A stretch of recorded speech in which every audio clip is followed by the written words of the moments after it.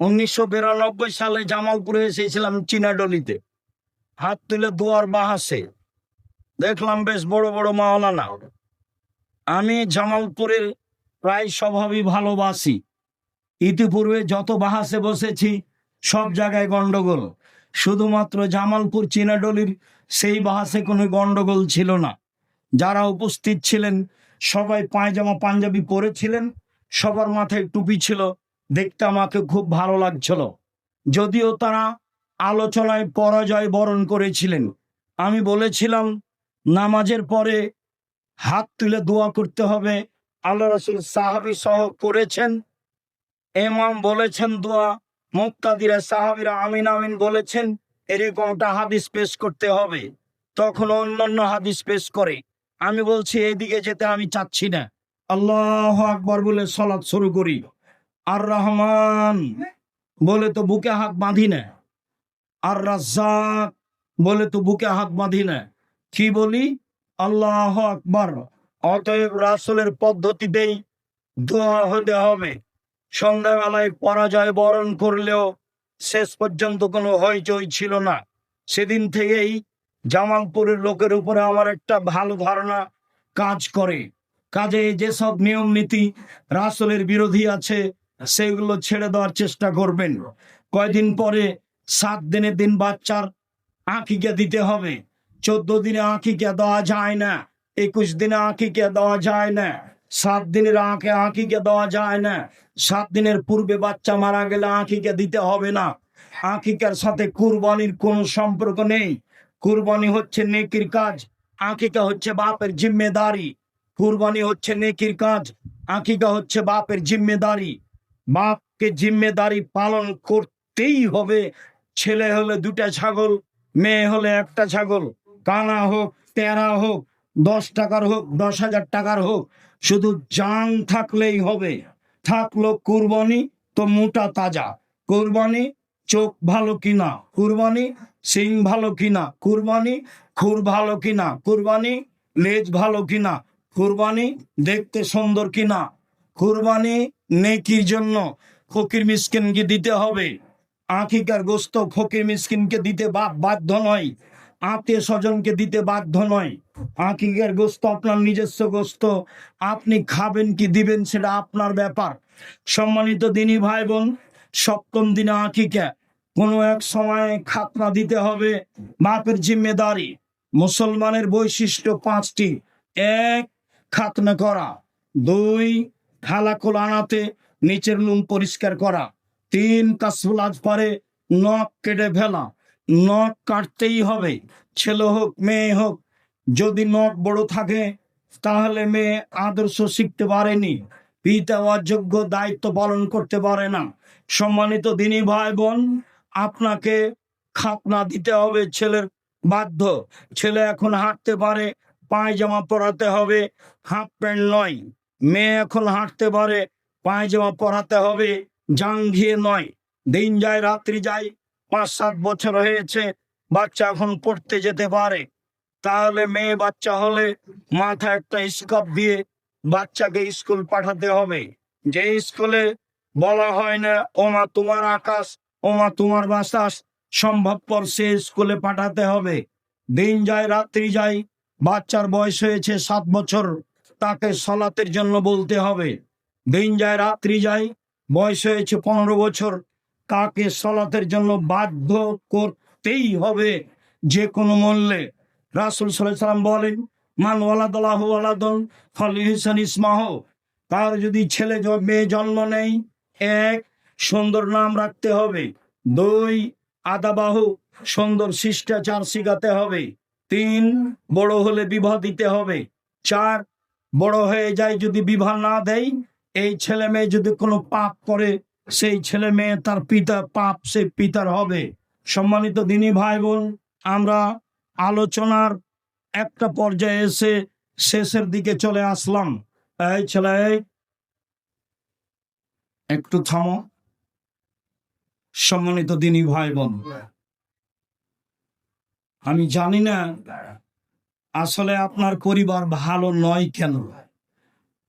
আমার তো মনে হয় যে আপনি ভালো নন, সেই জন্য পরিবার ভালো নয়।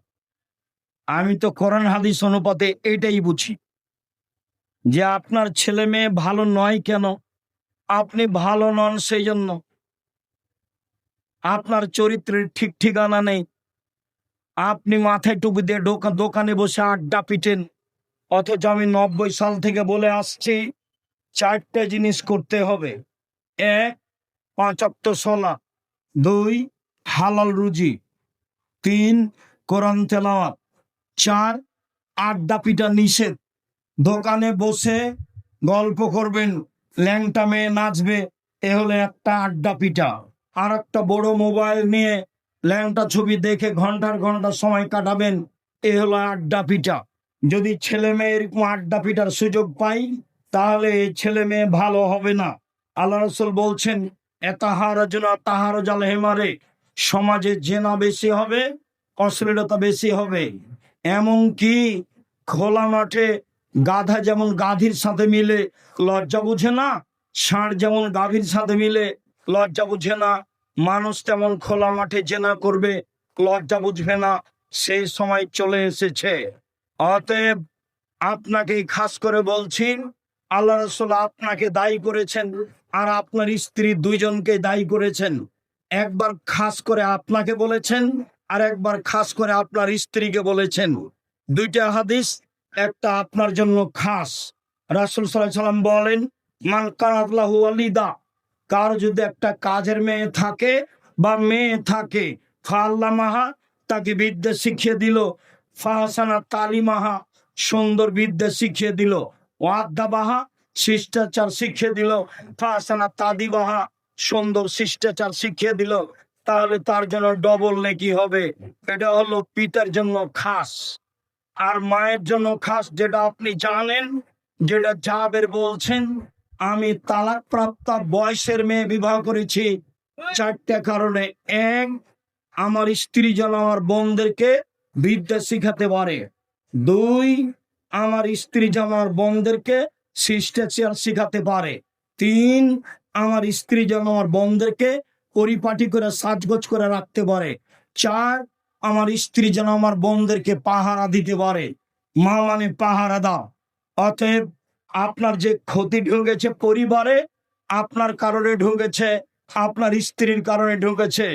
আমরা কথা বলছি, আপনার ছেলে দোকানে বসে আড্ডা পিটছে, জিনিস কিনছে, এর জন্য আমি দায়ী না আপনি দায়ী?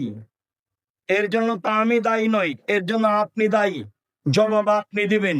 সম্মানিত দ্বীনি ভাই বোন, আবু বকর সিদ্দিক রাদিয়াল্লাহু তাআলা আনহুর মতো পরিবারকে কন্ট্রোল করার চেষ্টা করেন যে কোনো মূল্যে। রাসূল সাল্লাল্লাহু আলাইহি সাল্লামের পদ্ধতি অনুযায়ী পরিবার বাস্তবায়ন করার চেষ্টা করেন। আল্লাহ আপনাদের তৌফিক দান করুক, আল্লাহুম্মা আমিন। আলোচনার শেষে এসে সকল দ্বীনি ভাই বোনকে আমার পক্ষ থেকে একটা পত্রিকা আছে ফ্রি, আমি নিজে কিনে নিয়ে এসেছি আপনাকে ফ্রি দেওয়ার জন্য। যারা একটা কিনে নিবে তারা ফ্রিটা পাবে। সাথে সাথে অন্যান্য বই পুস্তক, আজকের আলোচনা আদর্শ পরিবার, আদর্শ নারীতে আছে, উপদেশ বই আছে, বইগুলি সংগ্রহ করবেন। সামনে বৃহস্পতিবার শুক্রবার জামিয়া সালাফিয়া আছেন, দেশের বড় বড় বিদ্বানগণ রয়েছেন, আপনাদের বিষয় ভিত্তিক বক্তব্য শোনাবেন। আমি এই পর্যন্ত বলে আপনাদের সার্বিক কল্যাণ কামনা করে আজকের মতো কথার শেষে চলে আসলাম। আল্লাহ, তুমি আমাদের যারা মারা গেছে তাদের কবরের শাস্তি মাফ করো, যারা অসুস্থ তুমি তাদের আরোগ্য দান করো, যারা আমরা বেঁচে আছি তুমি তাদেরকে তোমার রাসূলের পদ্ধতি অনুযায়ী চলার তৌফিক দান করো। সবাই বইগুলি সম্ভবত আমার হাতের ডানে আছে, সবাই নিয়ে যাবেন, কেউ খালি হাতে যাবেন না।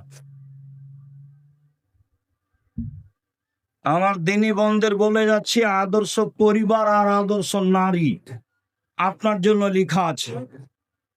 আমি একজন কলেজে পড়ুয়া একজন ছাত্র। আমি আমার ভাবির সাথে 100 বারের বেশি জেনা করে ফেলেছি, এখনো জেনা বাদ দিতে পারছি না। এখন আমার করণীয় কি? এবার তোমরাই বিবেচনা করো। এই কথা তো সত্য। রাতে উঠে কান্নাকাটি করো আল্লাহর কাছে, একবার পা পিছলে গেলে সেখান থেকে ভালো হওয়া খুব কঠিন। তোমার ভাবিকে হত্যা করে মেরে ফেলা ছাড়া পৃথিবীতে আল্লাহর আর কোনো বিধান নেই। তোমার ভাবি এত বড় পাপী, তোমার চরিত্র তুমি নিজেই বুঝছো। অতএব যুবক যুবতী যারা এখানে আছো, সাবধান, এই কথা যেন তোমাকে সংশোধন করে।